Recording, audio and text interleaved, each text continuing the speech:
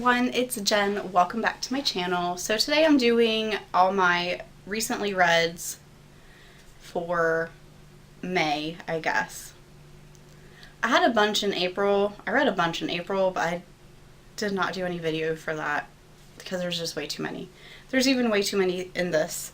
I think what I'm going to start doing is, instead of doing a whole wrap-up, I'm just going to do like 5 books. I don't know. I'm still deciding what I want to do for that. But this one I have like 10 books, so I think I'm just going to go ahead and do all of them. We're just going to go on and get to the books I read. I read a decent amount this month. I read like 11. Actually, I read more than that because I have audiobooks. Shit. So I'm going to go through really quick the audiobooks that I listened to this month. If you don't know, if you haven't seen another video where I've talked about it, I work as a merchandiser at a store, and I get to work at 5 in the morning, and I'm there until like 11 or 12. So the store opens at 10, so for at least 5 hours, I can listen to an audiobook. So I listen to a couple audiobooks, like a week, sometimes, depending on how long they are.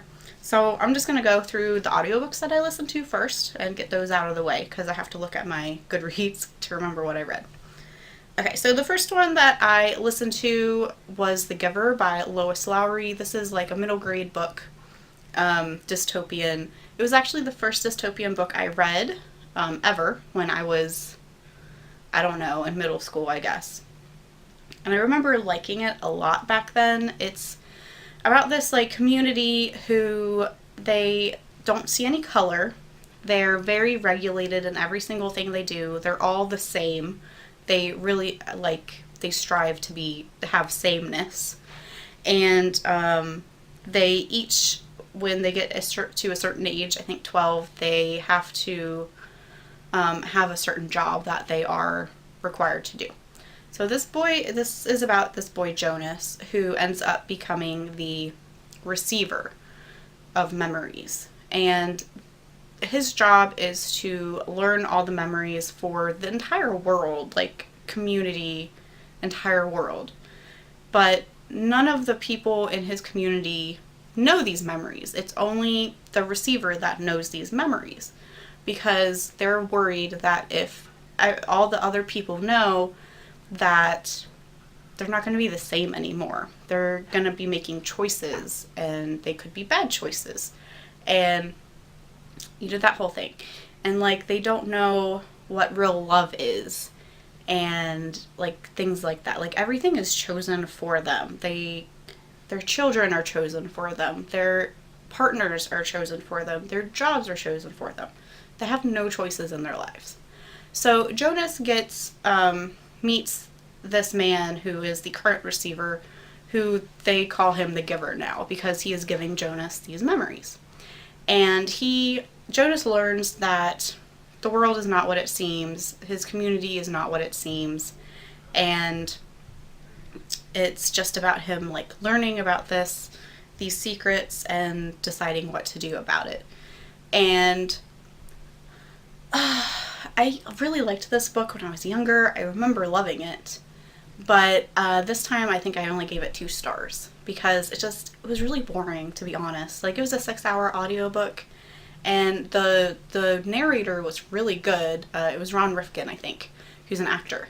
And I like him. The narration was good. That's not why I didn't like it. It was just kind of boring, to be honest. Like, not a lot happened. And then the end was very ambiguous ending. And so I just didn't like it that much. I don't know what to say. The next audiobook I read, which I haven't listened to a lot this month, just because I haven't been working on it. But I listened to Hunting Prince Dracula, which is the second book in the Stalking Jack the Ripper series by Carrie Maniscalco. The first one I listened to also on audiobook. I didn't really enjoy that much, but I wanted to continue with the series just to kind of see, if it gets better. And I also really want to read the next one, which is about Houdini. I think that one sounds really cool. So this one I gave 3 stars. I believe the other one I gave like 2 stars. I don't remember. Yeah, the first one I gave 2 stars. The second one I gave 3 stars. I liked it better. This one, Audrey Rose and, oh gosh, what's her friend's name? Thomas, I think.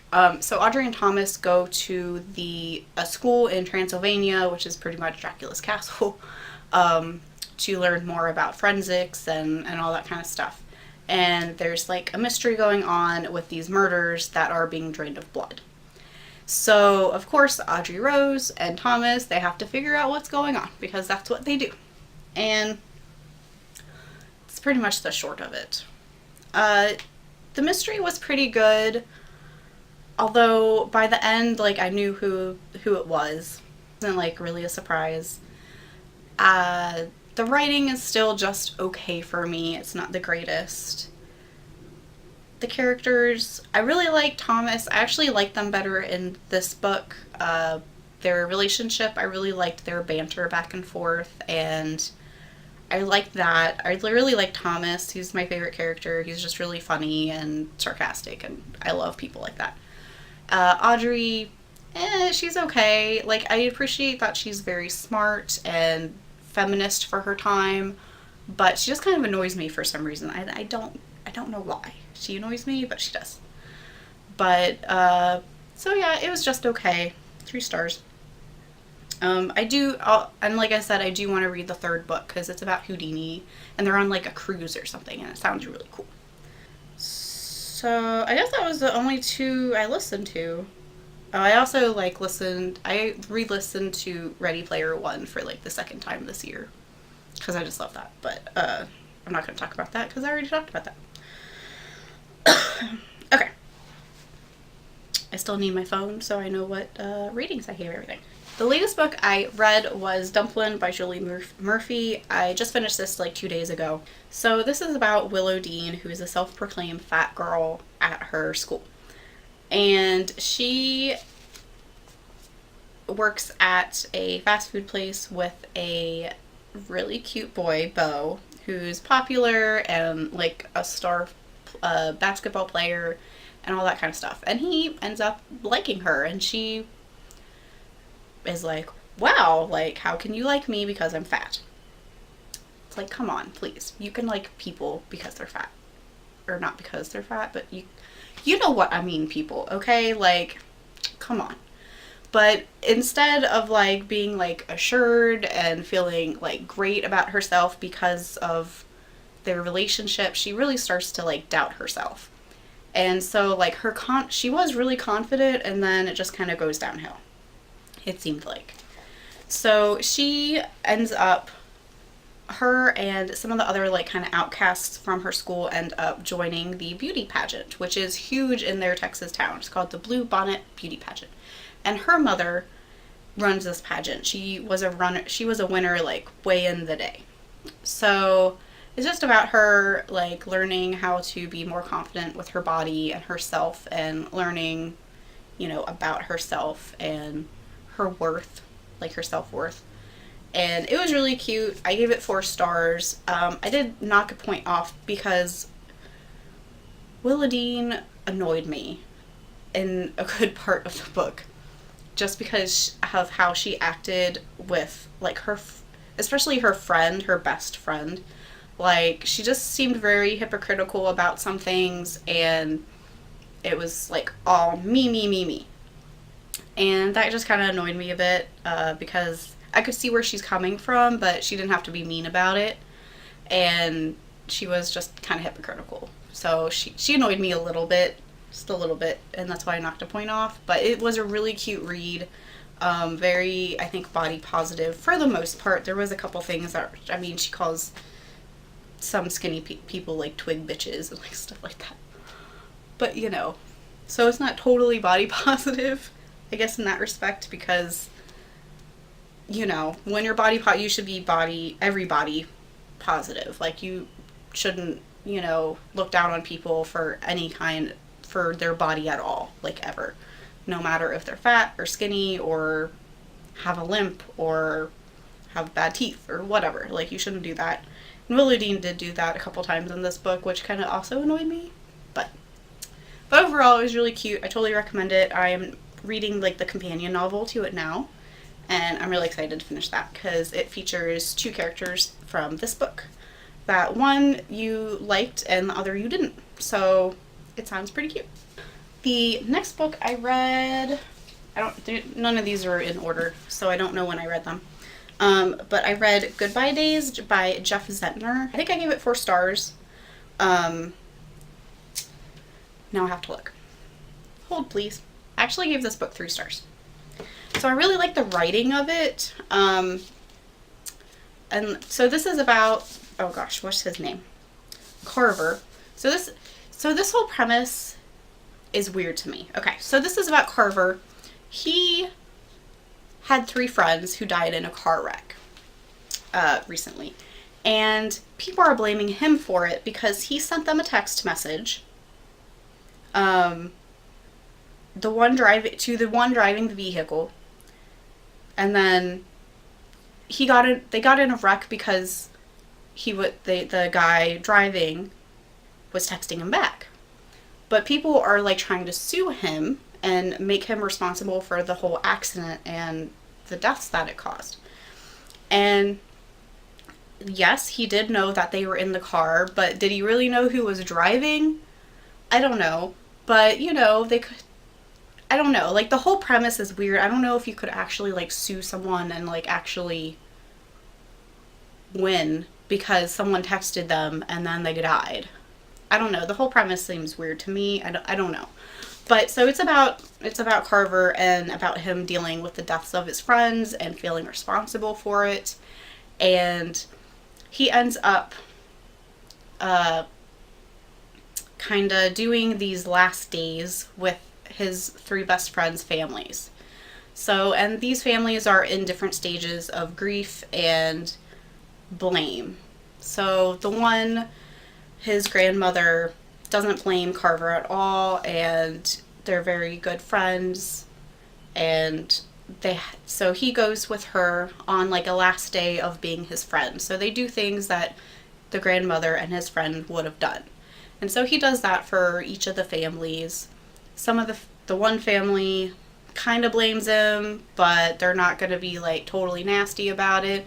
And then there's the guy the father of the one son that's suing him pretty much. And he's like this really big lawyer.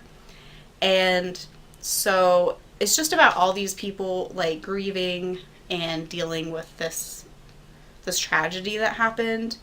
And so I gave it 3 stars because it was just kind of underwhelming, I guess. I did cry at one point. It was a sad book.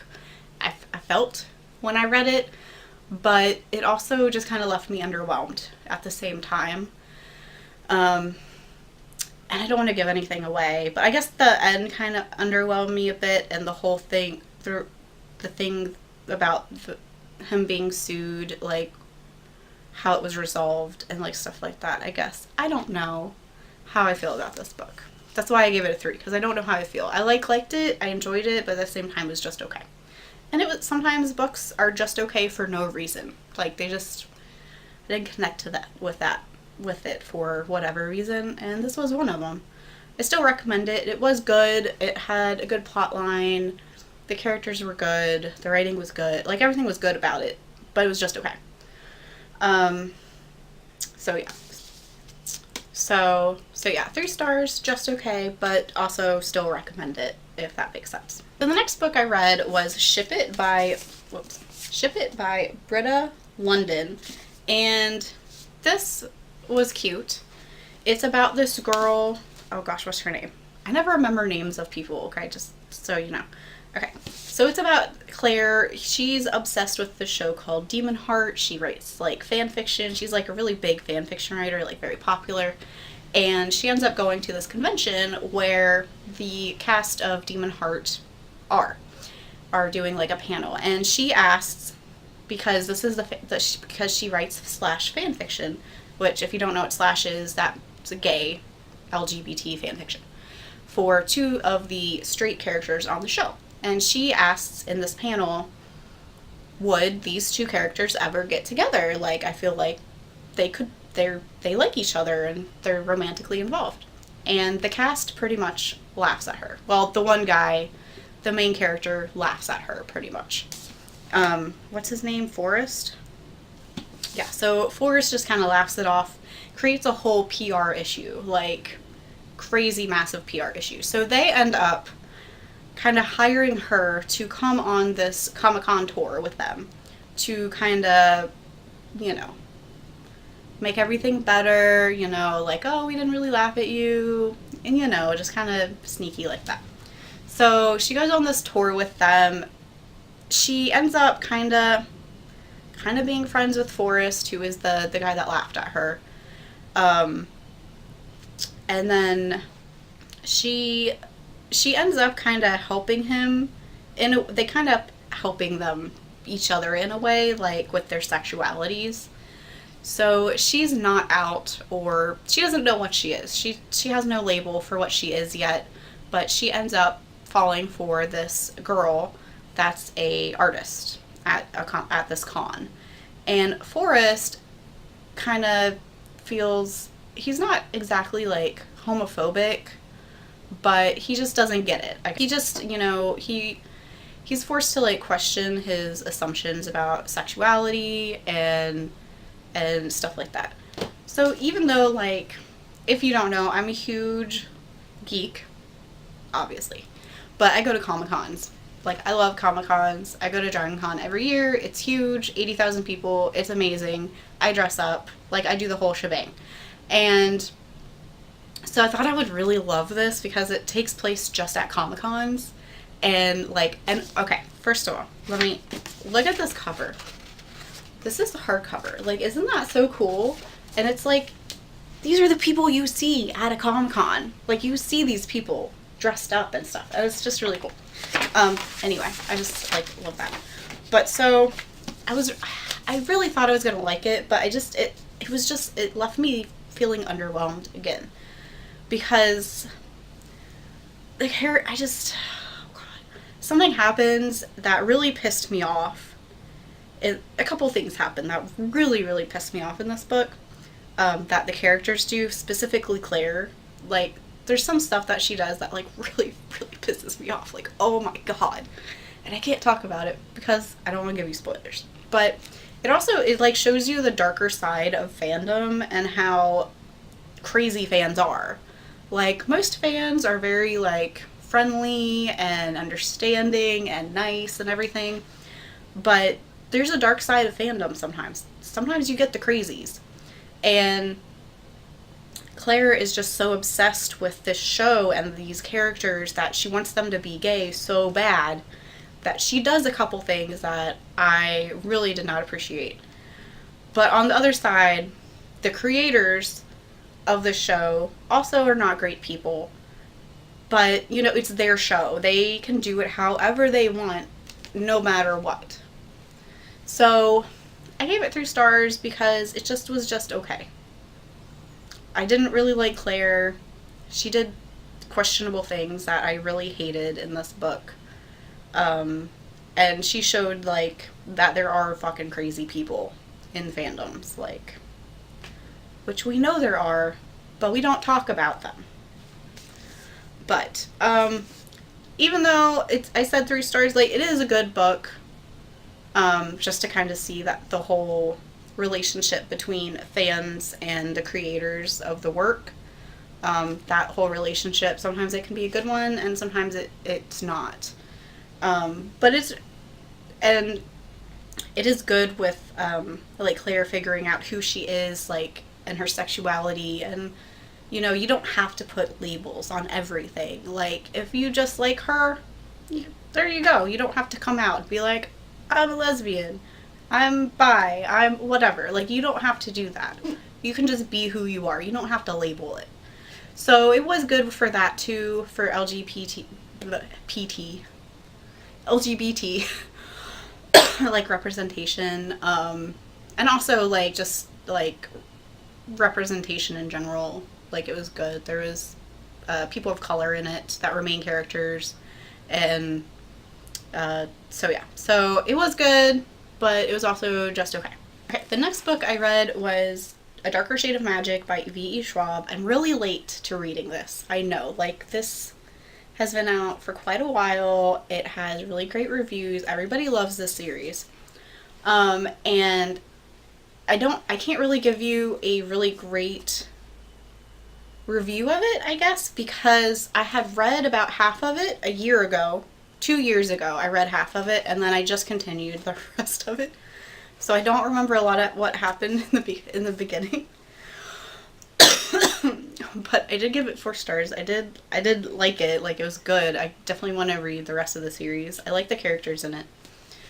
So if you don't know what this book is about, and if you've been living under a rock, it's about these 3 different Londons. Like, they're kind of like alternate universes of each other, stacked on top of each other. There's like White London, Red London, and Grey London. And all these Londons have different types of magic. One has like no magic. One has like,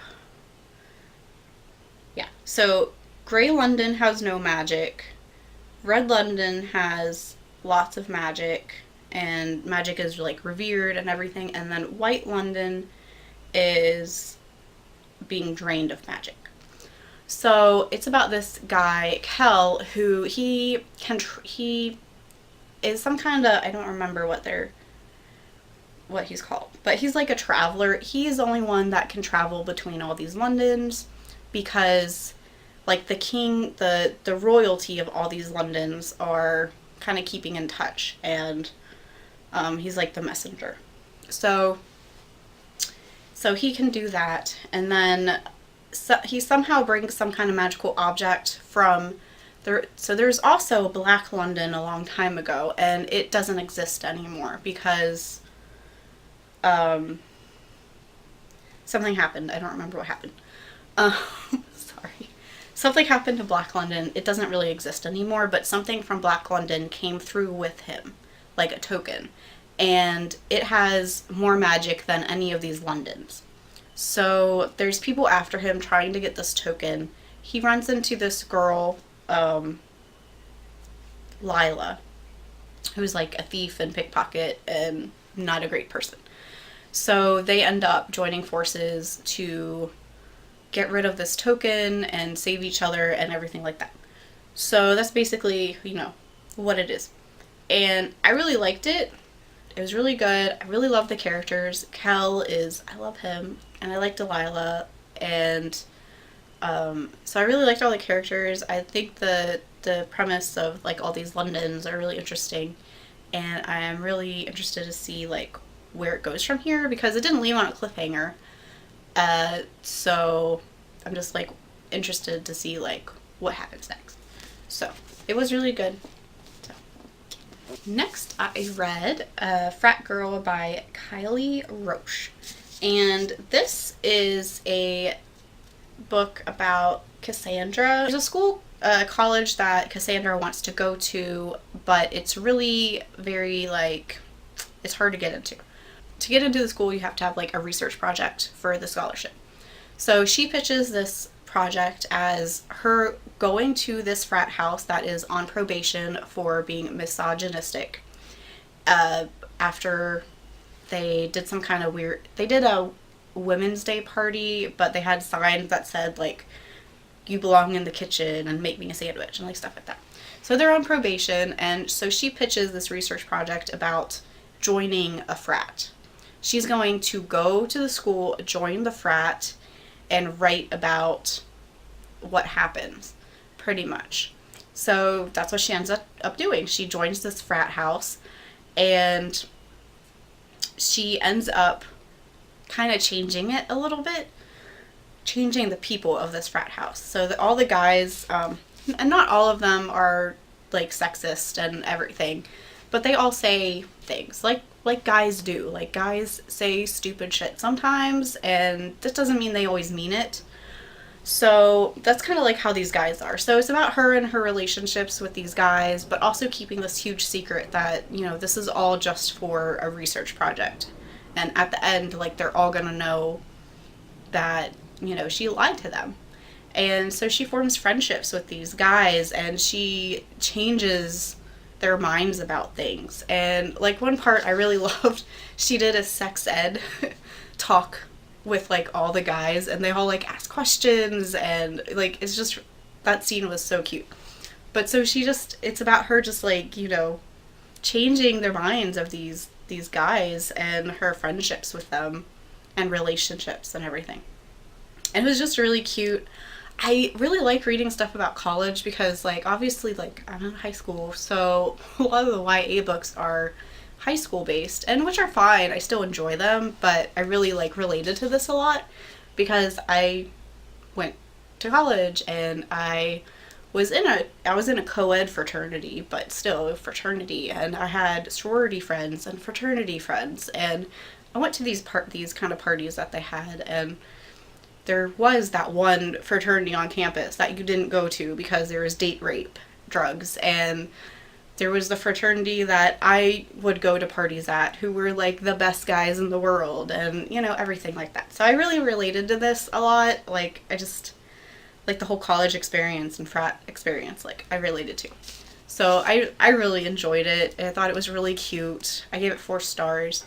Also, I thought it was really cool, the author of this is actually in college herself, so she's still really young and still going to college, and I'm sure she, you know, has experience with this too. So, so I definitely recommend this. I thought it was really cute. The writing wasn't the greatest, maybe, but it was still good. I still enjoyed it a lot. The next book I read was Girl Made of Stars by Ashley Herring Blake. I gave this 5 stars. And I'm also going to be doing a independent like review video of this to talk more about it, because this is one of my favorite books of the year so far. Like, I loved this book. So it's about this girl, what's her name? It's about this girl Mara and her twin Owen, and her twin is accused of raping one of her best friends. And so it's about her and her family and her friends dealing with this fact, but also nobody believing the girl about what happened. And Mara has had her own kind of thing happen in her life that she hasn't told anybody about. And she's kind of dealing with that and deciding if she can tell anybody. And it was just amazing. I gave it, like I said, I gave it 5 stars, one of my favorites of the year, and I will talk about it more in a later video. But yeah, so her and the other girls that work at the stand kind of have to deal with having a guy in charge now and kind of ruining their last summer at this ice cream stand for like Amelia and her friend. It's their last summer, and he's kind of ruining that. So this book is about Amelia, who works in an ice cream stand in her little town. And this ice cream stand is run and owned by women. It's what opened in like the 1940s, and the owner has had it all these years, and she always hires girls from the high school to run it in the summer. Something happens to the owner, and her great-grandnephew, I believe, comes to take over this ice cream stand, and he doesn't care about their traditions or like anything like that. He just wants to make it a business venture for himself. And Amelia is kind of stuck in the middle. So the girls just kind of have to deal with this guy coming in and ruining their summer pretty much. And Amelia is kind of stuck in the middle of this guy that she ends up having a relationship with, and her best friend that also works in the stand.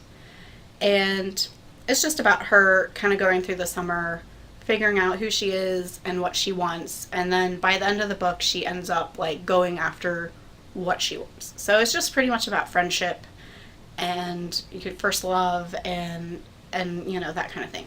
I think I gave this, what did I give this? I gave this 3 stars. It was okay. The writing was a little lacking for me. I don't think it was written very well. It was just okay. But sometimes there was like sentences that I thought were structured weird and like that kind of thing. I also like wish there wasn't a romance in it, because I think that really detracted from writing about like these girls and their friendships. So I really wish they would have left the romance out. Like, why does everything have to have a romance? It doesn't have to have a romance all the time. Like, why can't you write about girls and friendship? Why can't you do that? But so that's why I gave it a 3 stars, like the writing and then the romance part.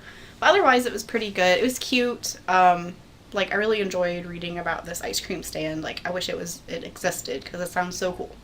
So, but it was definitely a really cute like summer read. So I would recommend it.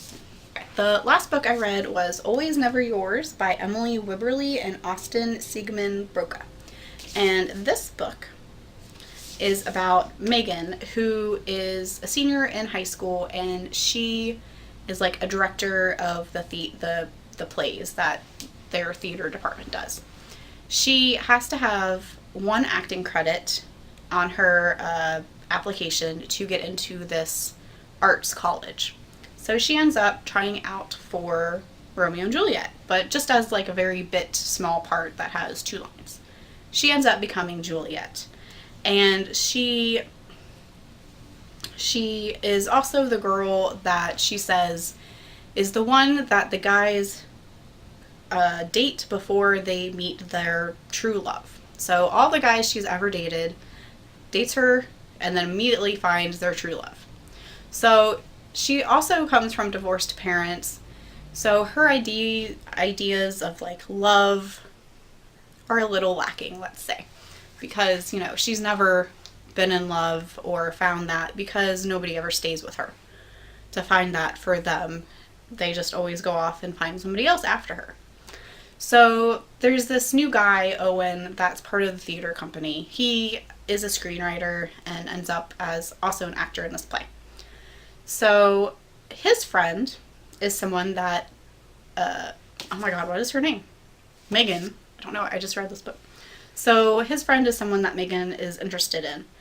They decide to make a deal where he would help her get with his friend and she would help him with a screenplay that he is writing about Rosalind, the like least known about character in Romeo and Juliet. You know, the one before Juliet. So they end up having this friendship that is so cute. I like loved their friendship. I love Owen so much. He's so cute. So instead of like really growing closer to Owen's friend, like she ends up kind of falling for Owen and Owen for her, but you know, he has a long distance girlfriend and you know, she's still just afraid of not being the one, like he'll find somebody else or something like that. So it's about her kind of overcoming that kind of fear about love, and also has to do with, you know, her relationship with her friends and family and just, you know, going through life and high school. Like high school is rough. So, but it was really cute. I love like books that have like theater in them. I just think that's awesome.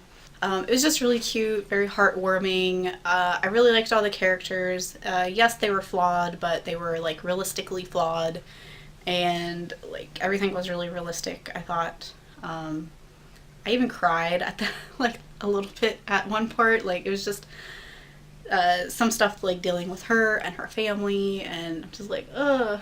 But overall, this was like super cute. I gave this 5 stars. Like I really love this book. It was just adorable.